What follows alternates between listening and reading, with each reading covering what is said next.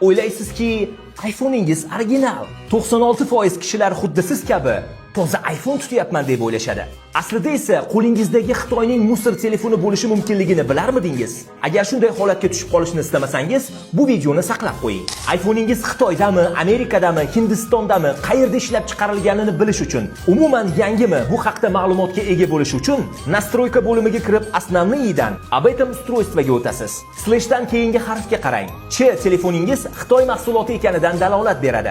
LL Amerika, HN Hindistonda ishlab chiqarilganini bildiradi. Nomer modelidagi birinchi harf N bo'lsa, demak qurilma almashtirilgan. P buyurtmaga ishlangan odatiy iPhone. M bo'lsa xursand bo'lishingiz mumkin, demak iPhone'ingiz yap-yangi. F chiqsa, bu sizni aldashganidan dalolat. Chunki eski telefonni sozlab, yangidek sotgan bo'lishadi. Xo'sh, iPhone'ingizda qanday harflar chiqdi? Yozib qo'ying. Agar ma'lumotim foydali bo'lgan bo'lsa, bu videoni kimlarga yuborib qo'yishni juda yaxshi bilasiz.